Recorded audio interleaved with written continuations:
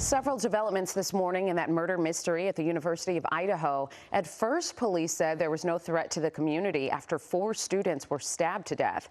But now, as ABC's Andrew Dimbert reports, police are changing their tune.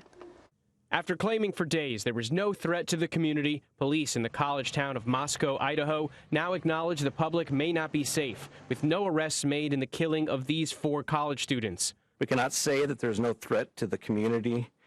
And as we have stated, please stay vigilant. Investigators now revealing all 4 friends, ages 20 and 21, were stabbed inside this off-campus house, which was home to one of the victims, and police have no suspects. The 4 were stabbed with a knife, but no weapon has been located at this time. Are you able to tell whether the same weapon was used on all 4 victims? The autopsy will confirm that and hopefully collect some evidence for us.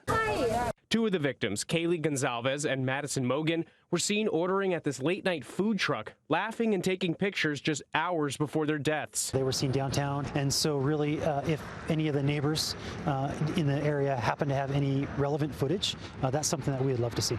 Authorities say 2 other female roommates were home at the time of the attack. Officials are not confirming if the roommates saw anything, only saying the 2 are cooperating with the investigation.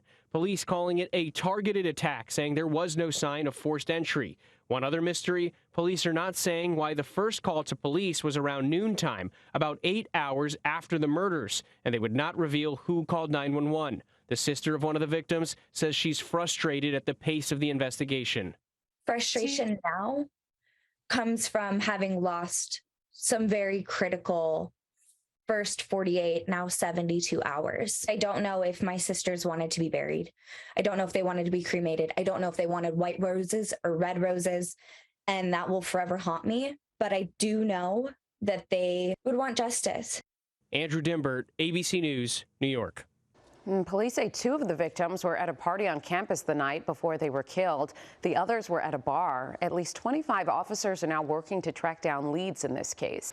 Hello, I'm Mark Brown. Get more great ABC7 content by clicking the subscribe button for our YouTube channel.